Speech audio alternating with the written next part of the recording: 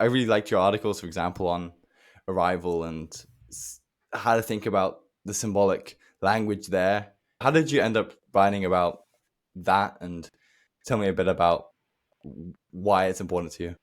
Yeah, just real quick, thanks for having me on, man. It's a real honor to be in the company of all the other guests that you have on your podcast. It's really great. Love the channel. Um, Well, thank you. so yeah, the movie Arrival, that was, man, I watched that a couple years after it came out. It originally came out in 2016, and then a few years later, it came up on Amazon. So just the algorithm, that ghost in the algorithm, and it found me. I've always been a sci-fi guy. I grew up watching, X-Files and Twilight Zone back to back as late as I could until my mom sent me to bed. And so I was intrigued by it. I somehow convinced my wife to watch it. She knew it was a me movie, so she fell asleep within the first 5 minutes. But I was hooked, man. I just watched it. I rewatched it. I basically demanded that my friend let me watch it on his big screen. He has like a projector with the Dolby speakers and all of that. And then I started taking notes. And I started seeing patterns. Certain patterns emerged. And so there's there's actually many other video essays out there, like really good video essays. Highly recommend. Uh, uh, like Stories of Old has a really good one, and another one is oh Logos Made Flesh. Those are probably the top two to get you started, but there's dozens and dozens more. But what I noticed is that they weren't covering all the things I was seeing, and some of the discussions happening in the symbolic world discussion groups. And so I said, man, like if it's not me, then who? And so that's what got me going. I started with Arrival and Exodus, pulling out the biblical narratives and plot structure from the story of Exodus, Moses and the Israelites getting out of Egypt, up the holy mountain to receive the cosmic word, you could say, or the cosmic language that would be the blueprint of the game plan for navigating through the desert to the promised land. And so then the other one was language. A lot of people, so like language, nonlinear time, those are like the top two you'll see. People usually start with that if they're going to do an essay. So that was pretty well covered ground. And so I was like, well, I got to also talk about language, but I decided to do it in more of a metaphysical approach. And one of the things that I really liked about the article you brought up with that I posted on the Symbolic World, shout out to Cormac Jones for the editor, lots of labor of love getting that thing polished and ready to go, um, was that I was able to tease out Matthew Peugeot and the language of creation. And that ties into kind of like tying Arrival and its themes with the really predominant ones that are intriguing us all here in the symbolic world. It sounded kind of like unconsciously as you start watching it, you get hooked, and I guess when I started watching it, I was like, because from your article and other people kept talking about it, and maybe I'm less familiar with the kind of symbolic themes, but again, even for me, you kind of, I don't know why, what were you noticing as you started watching it? Tell me first, and if we need to spoil the plot or whatever, then feel free to do that. Yeah, the beautiful thing about Arrival is that it is a really good story.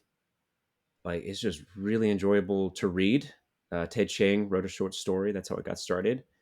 Um, and the short story is very good because it has a lot of that internal processing, so a lot of philosophical stuff. And then the movie kicks it up a notch because then all of a sudden you start seeing dimension, and you're like, oh my goodness, like so like at the very least, if you don't understand all of the symbology or the philosophy, it's a fantastic story that you want to watch over and over again.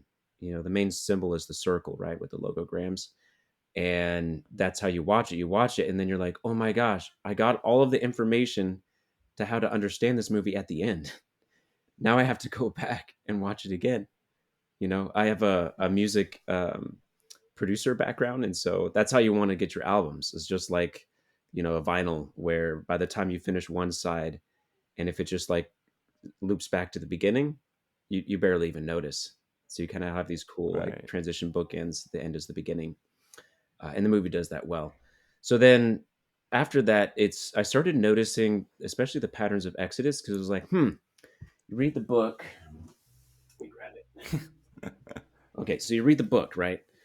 And you notice that they're just taking place in this tent, and it's all very flat. All right.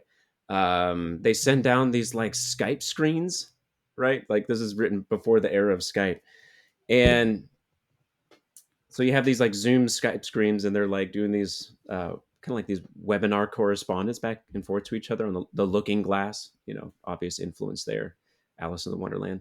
Um, and but then all of a sudden you watch the movie, and all of a sudden they're in a spaceship, right?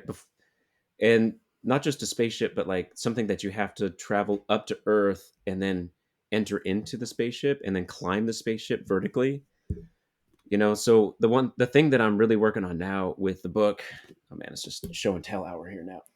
So here's the Please. book that I'm working on is turning that Arrival Exodus into its own book, and it'll be the first of hopefully a bigger book later on. But I think this it's complete as it is right now that I feel really satisfied with releasing it. I think people are going to get a lot out of it, Hmm. and it won't ruin the larger book whenever it comes out.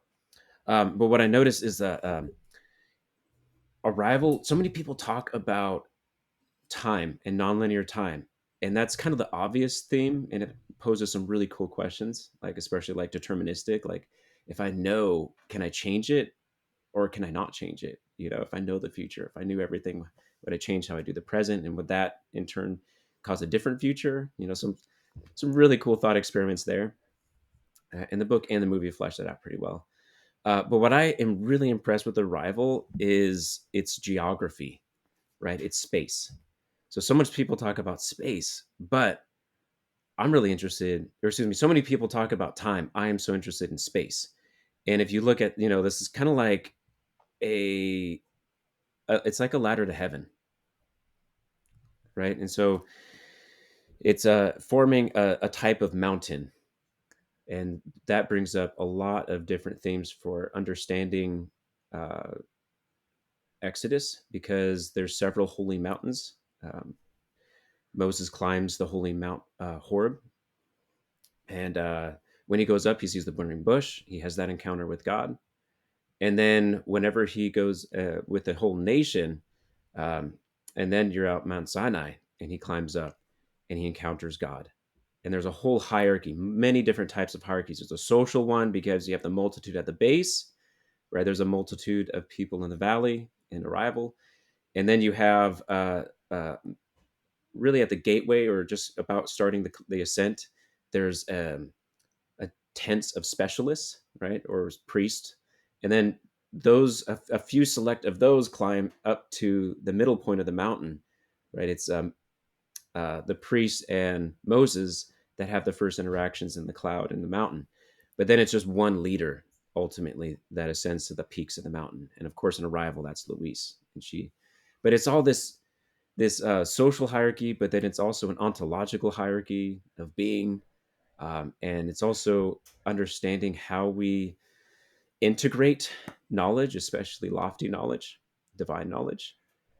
You know, a really good book for this too to help understand this is The Life of Moses, and which was written in the 4th century. So it's kind of a trip to read something written so long ago that's so pertinent to a sci-fi movie today.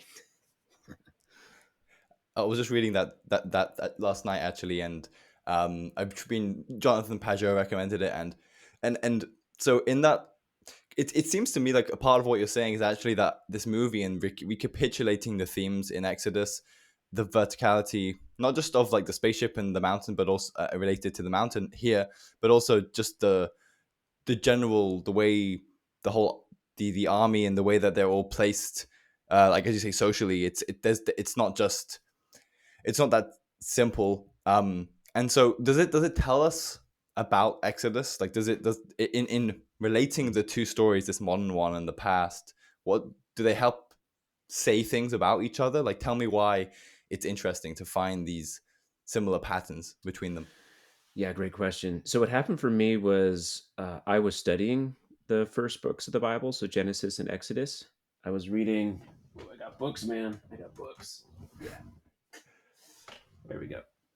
I was reading Alistair Roberts' Echoes of Exodus, and that was very influential. So I had that happening in the forefront of my mind. I'm watching the sci-fi movie, and they're doing these like multiple ascents up and down the mountain. They're integrating this lofty knowledge, and they're interesting detail shift from the book to the movie. There was over 100 spaceships in the book, but then there's just 12 locations, 12 landings, 12 interactions. And so the whole thing is, how do we unify the 12 tribes of Israel, or the 12 nations or major regions of the earth, into one nation, or to, into a whole. And so I was studying the Bible, but then Arrival was helping me understand Exodus.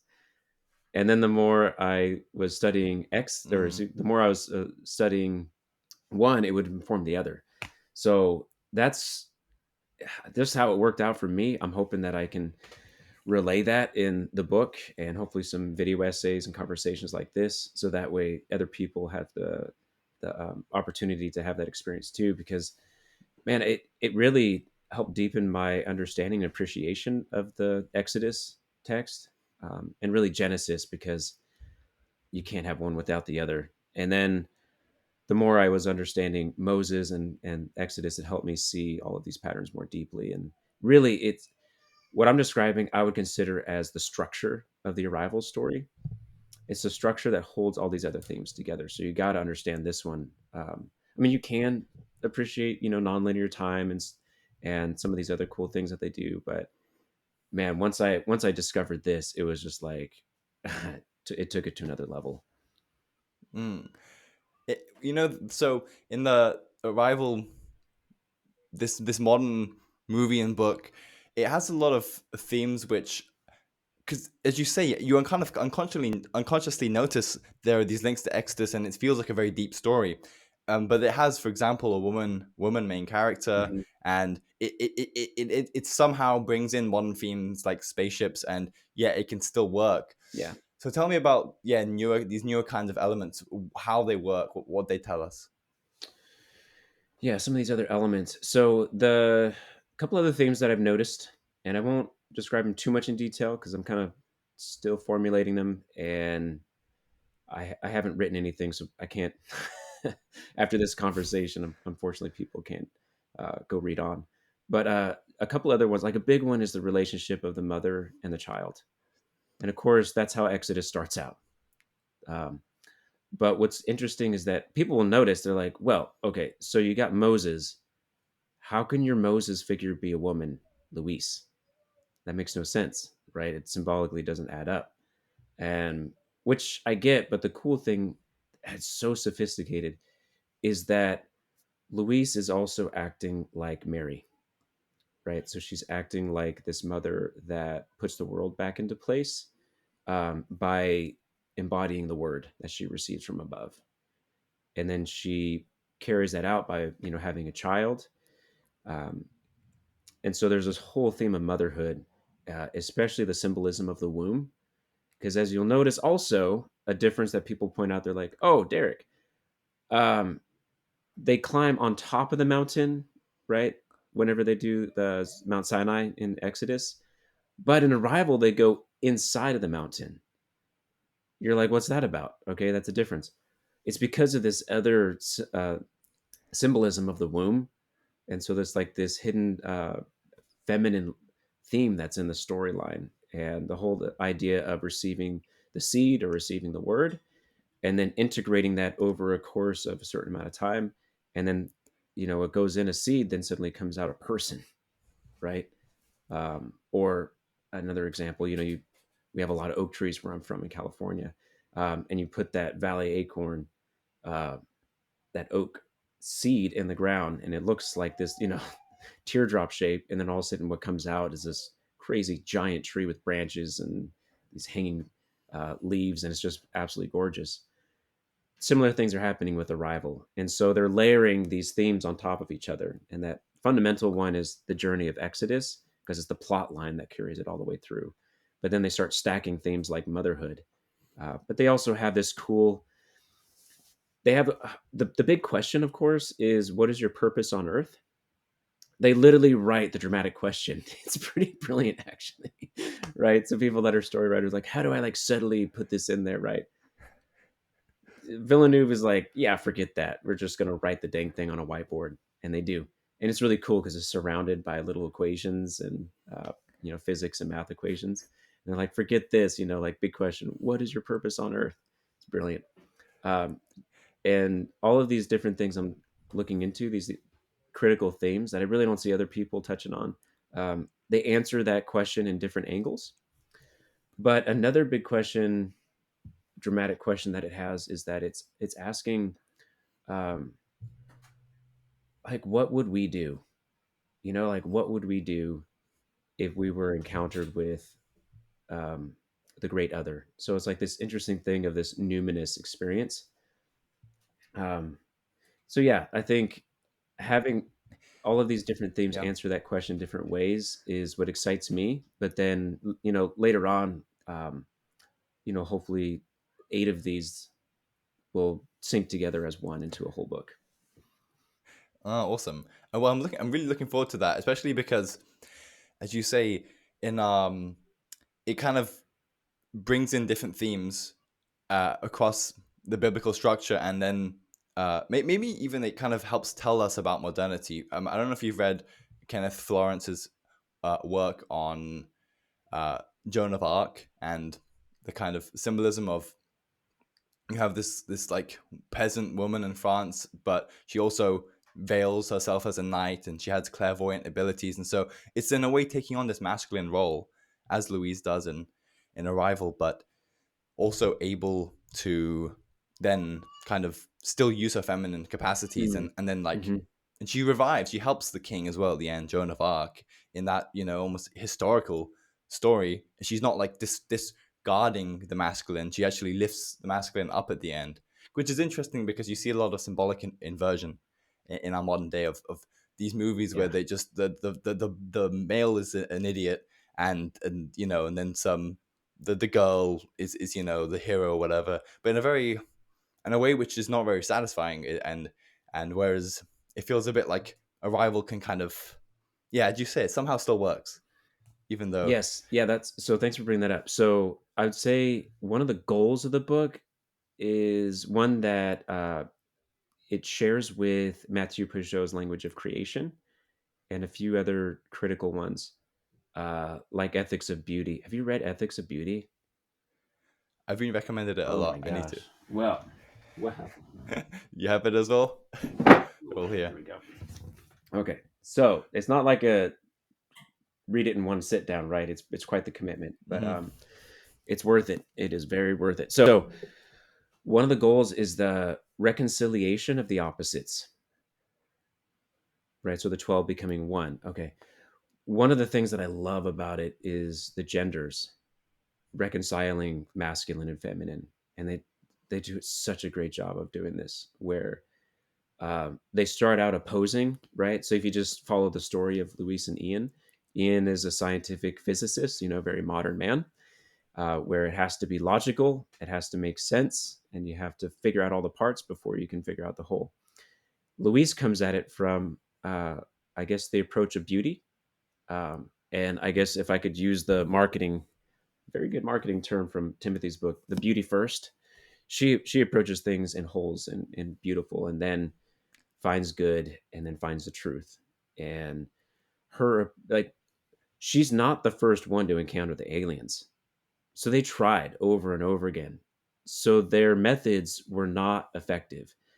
The method of the scientific method alone was not effective. It was falling short. They couldn't make any more progress to engage and interact with the aliens to figure out why they were there, what their purpose was on Earth.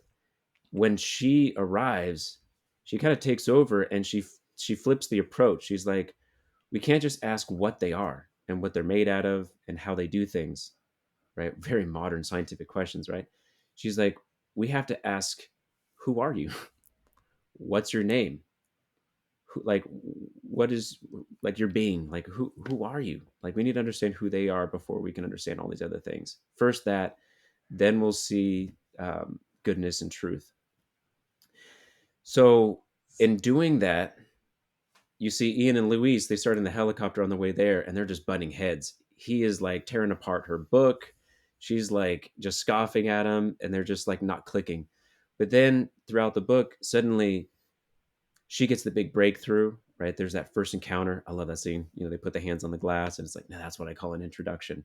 It's also the right after the moment she removes her garments of skin, right? The suit, excuse me, the suit that was kind of like the removing of the sandals for Moses. It's like, okay, so uh, then he starts seeing things from her perspective, and that helps his scientific approach. And then suddenly they start coming together and coming together until pretty soon her big breakthrough then leads to his big breakthrough, which then she takes and feeds off that. And then she understands 12 is one. And so it's not until you see this interplay of the genders of the opposites, and it's them working together and kind of feeding off of each other.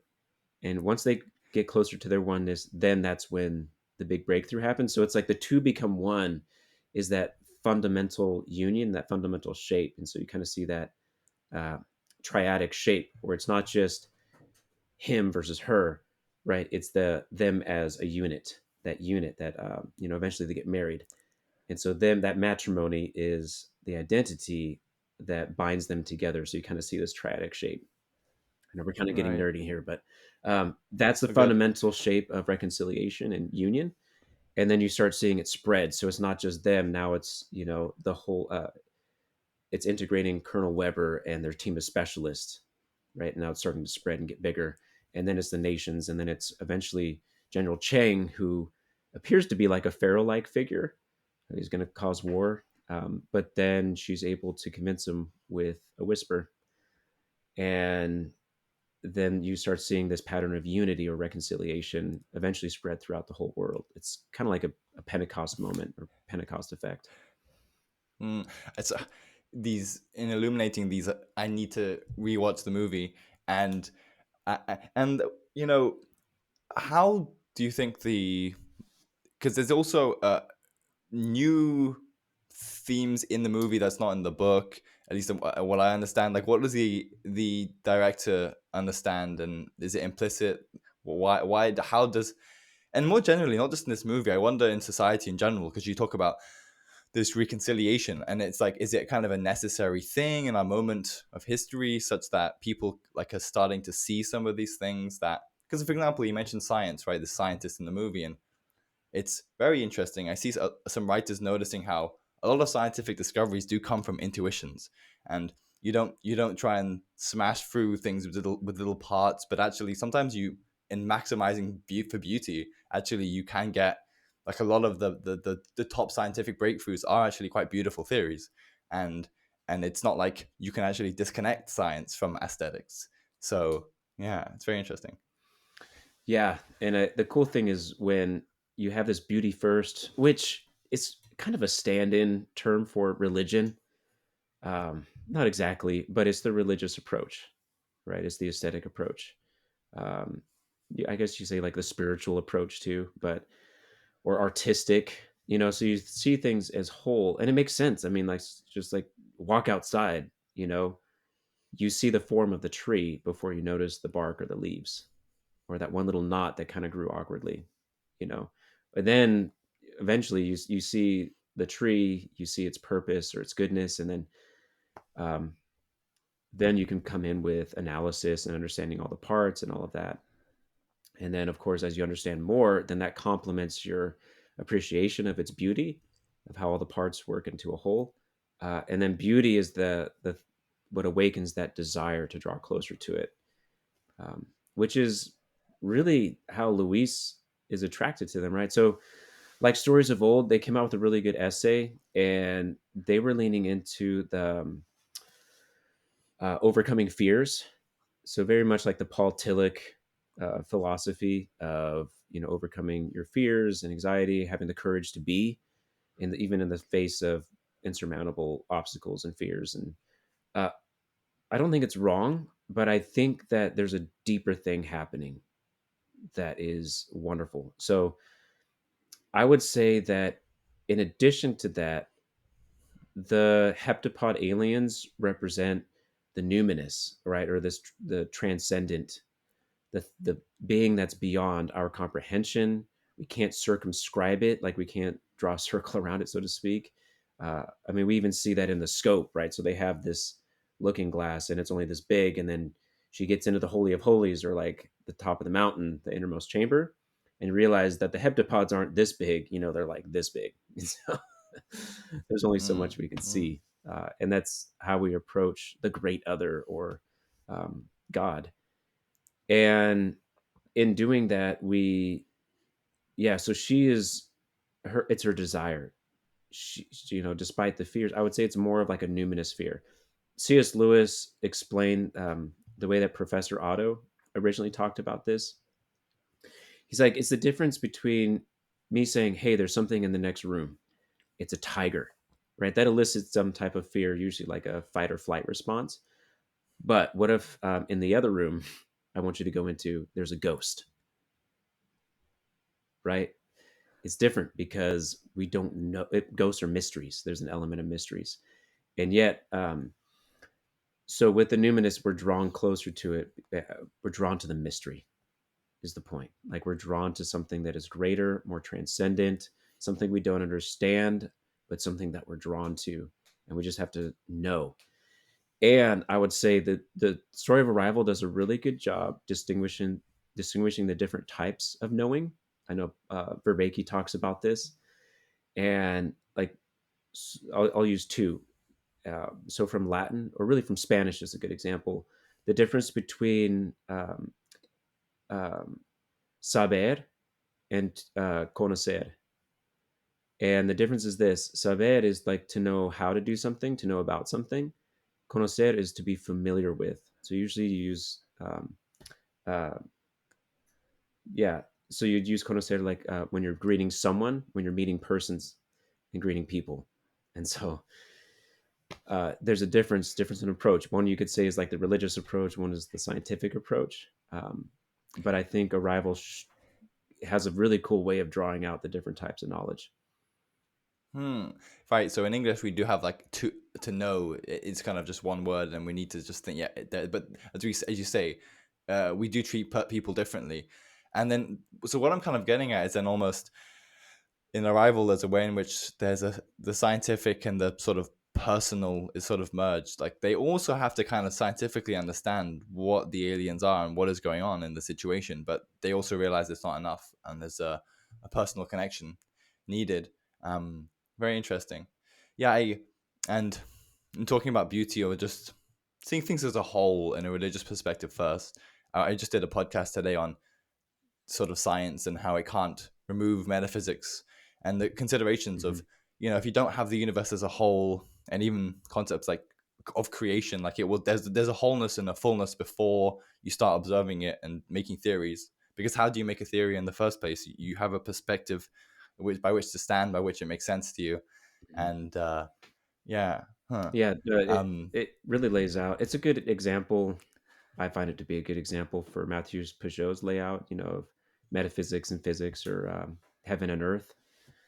Yeah, a difference between like hmm, having an idea in your mind versus like actually writing it out with physical things. Yeah, so right. uh, I don't know what I'm curious. Like, do you see certain examples in Arrival? Or are you curious? Like, About certain yeah. things.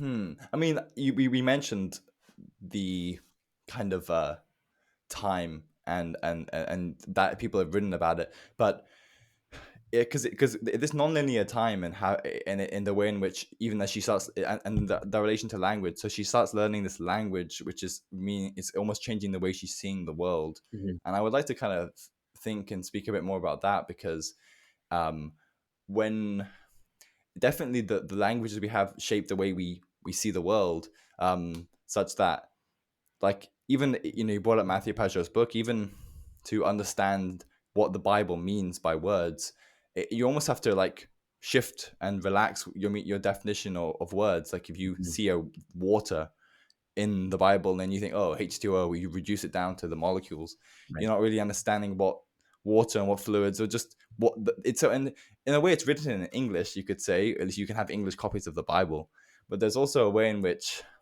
when you approach text like this, you kind of have to understand that there's a different kind of worldview, and if you can buy into that, then you're afforded.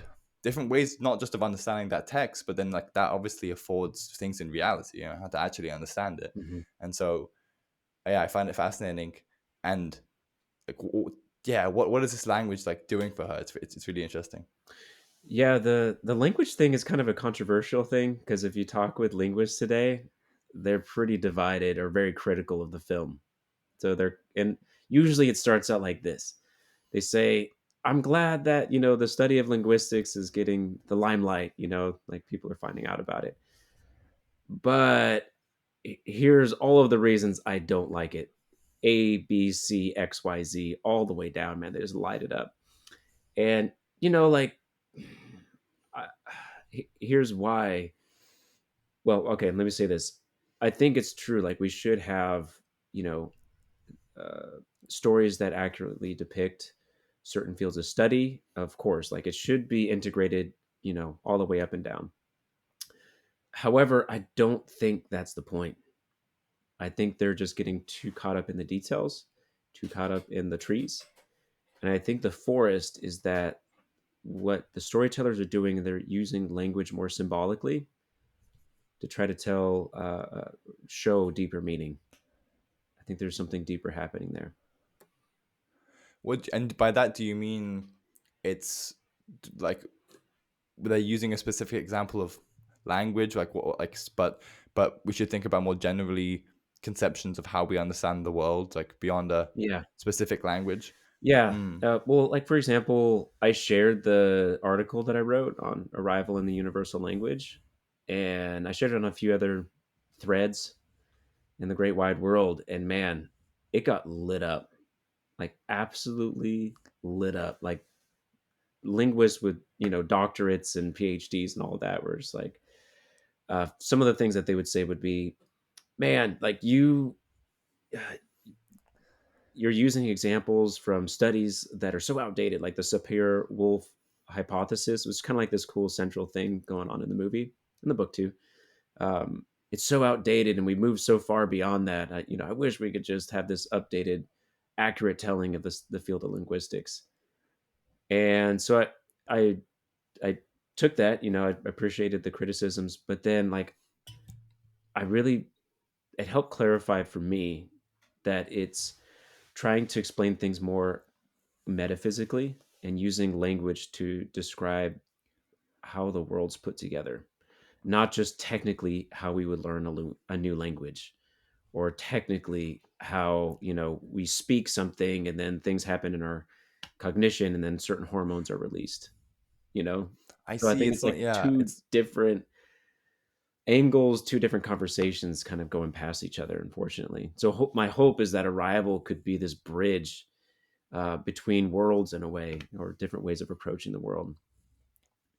so they're kind of, these linguists are taking it, they're kind of just isolating the linguistic part, the whatever, the cognition, the syntax, whatever, however Hmm. linguists think about language and the evolution, etc. But like, is it one way to think about it? In Genesis, for example, Adam is naming the animals, but which is like, but naming is like synonymous with controlling and having agency over. Like, there's a very wide remit of what that means, and so language is definitely part of it. It's almost central to it, but it's not just um like, because again, Hmm. when we think about language, I think about cultures that are very different. I mean, obviously their languages, you can try and translate languages, but like there are some times whereby one's values are just very different from another culture, and they see, like, imagine you have a culture that like eats dogs, or some animal that we have as pets, and we just, and then so you can call the biological organism dog, we can have the same word for it, or we can translate the word, but we're not seeing the same thing, right? We're like the our cultures just are perceiving this part of the world differently. So it's just more generally, um Yeah.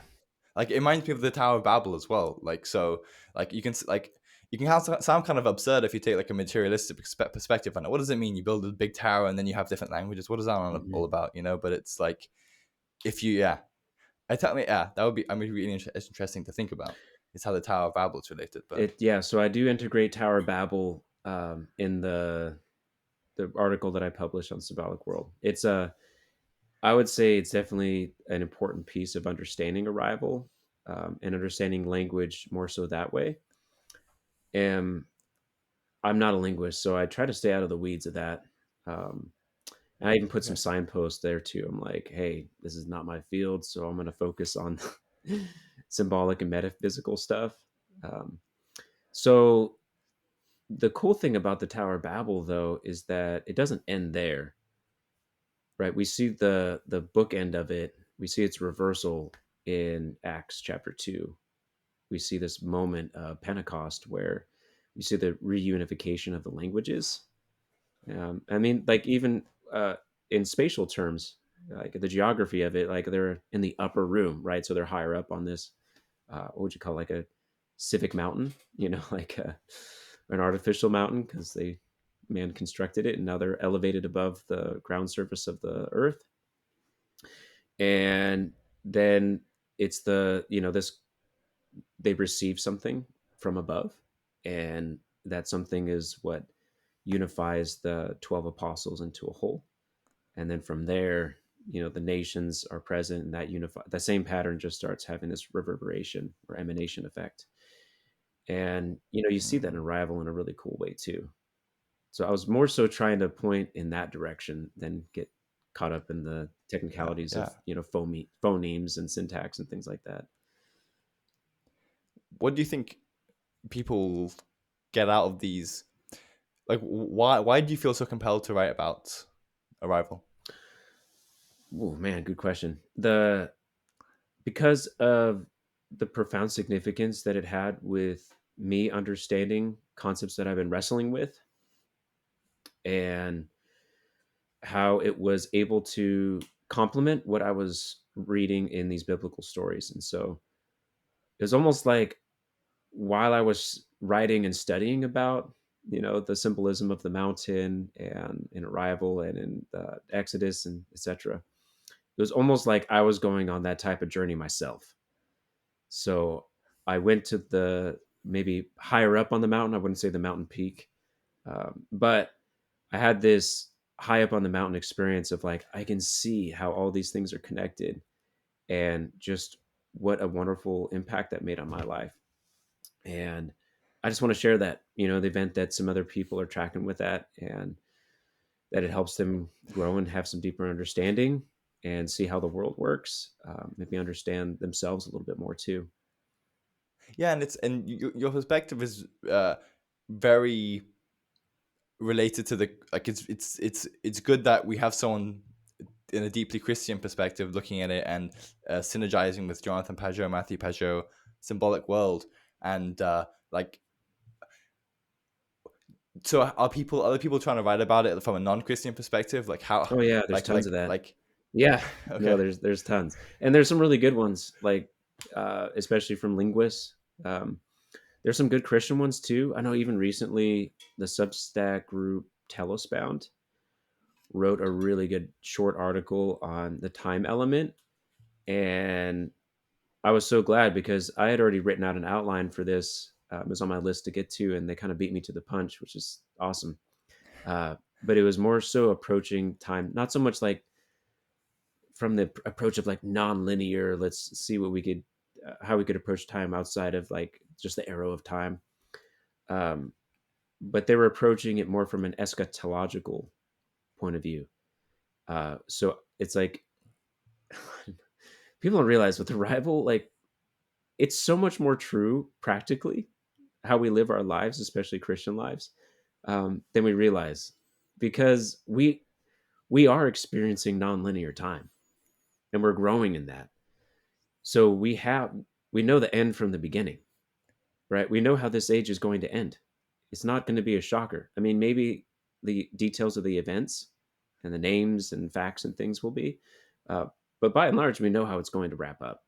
Okay, and then whenever we approach this, it changes how we act in the present, right? In light of the end, this is how I'm going to act. And in addition to that, it's almost like Luis is given the grace of like a prophetic vision, and just read the major prophets, minor prophets, several of the saints. Uh, the way that they talk is like they have things that are, glimpses into the future. They get scenes, images, details that haven't happened yet, but then later do. Some things are more like practical, like factual visions. Others are more symbolic. So like, well, my point is like we are engaging in nonlinear time more than we realize. Right. I guess that's part of what the Christian story, as we read and engage with the narratives, are trying to do. Is and even people like Jonathan Pajot, who really understand the stories, keep going to deep symbols like in Christ, and he's like, wait, I don't understand this because, and you shouldn't, because it's supposed to change you as a person. You're not Christ yet. You're not like him yet. That we all have so much, and then it kind of feels like then the stories then impact us, and they make that future that's supposed to happen.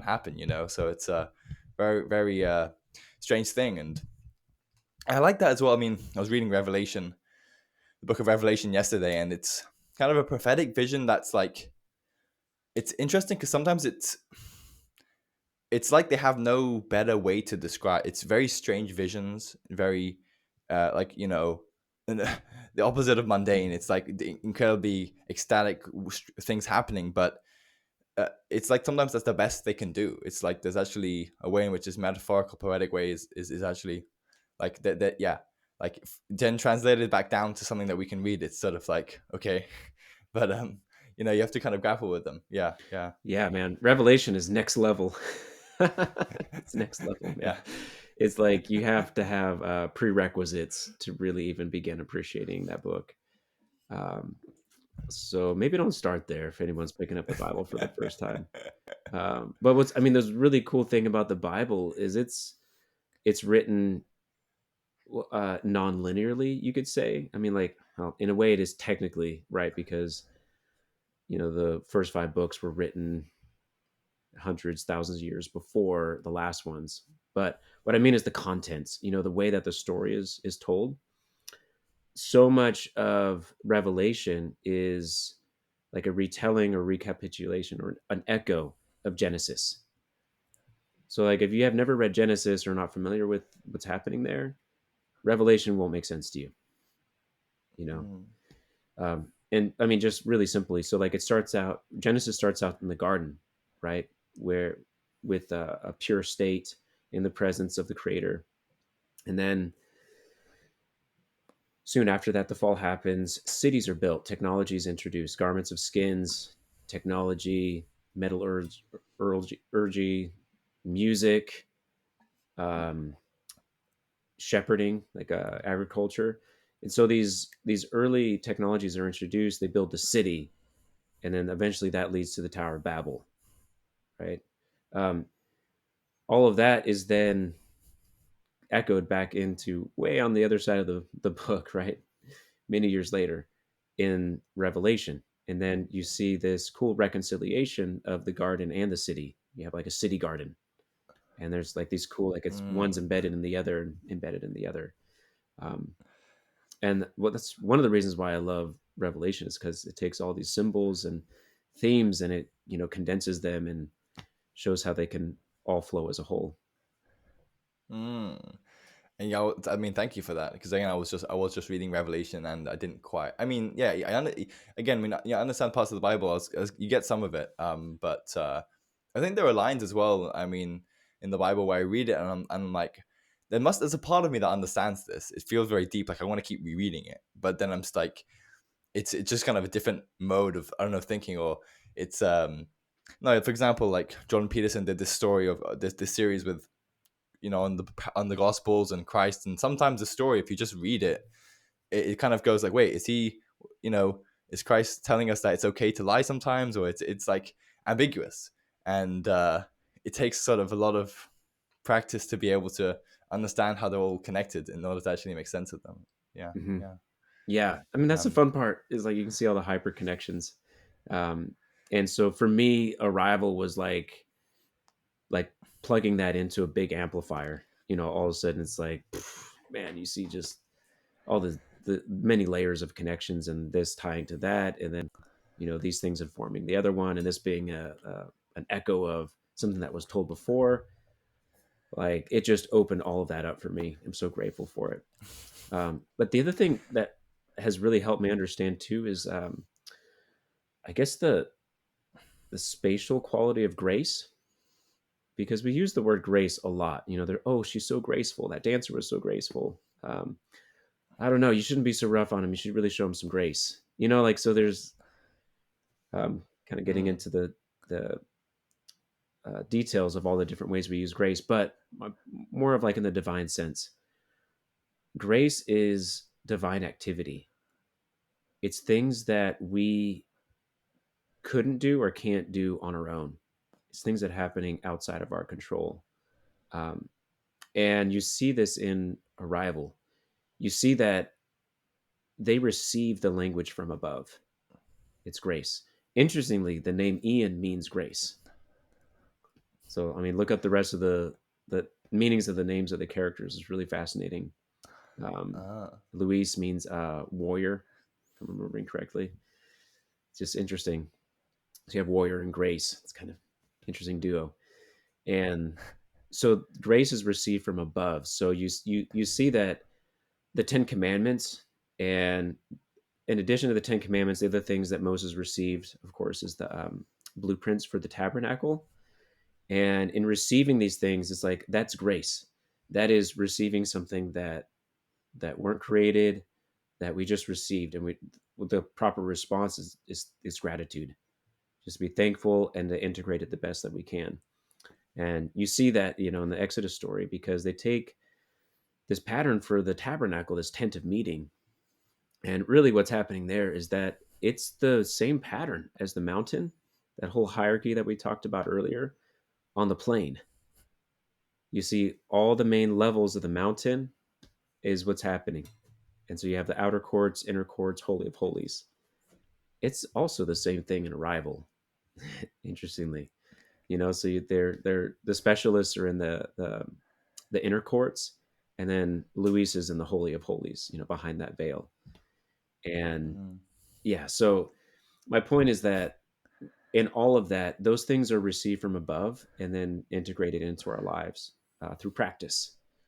And I think that is, man, I really hope people get that in life, but then also see it in the story of Arrival. Right. This has been really fun. Um, so you have tell people where should people go to read what you're doing, and you said you'll have things being released. Yeah, so I'm on a few platforms, not too many though. So my main one is Substack, and that's just my name, Derek J. Fiedler. At Find me on the Substack. That's a good hub for me. You'll be able to see pretty much everything I do, plus the things that I do for supporters, and early drafts. I'm not just working on this one. I'm finishing up this Exodus or the Arrival in Exodus book, but I'm also starting another one that's kind of like very personal Exodus journey for me. So this is didn't plan that, but it turned out to be super helpful for me in creating this adventure memoir um, that has some pretty profound spiritual moments as well. So you'll get stuff like that on Substack in addition to stuff that we've talked about, and then YouTube is a great one. That's where I post conversations um, and video essays and any other updates like that. I'll also do audio readings of some of the bigger articles as well. Um, and then now and again, if I feel like being witty or seeing what's going on, I'll be on X. And again, you can find me at Derek J. Fiedler on all those. I'll put links. Okay, Yeah. awesome. Thank you.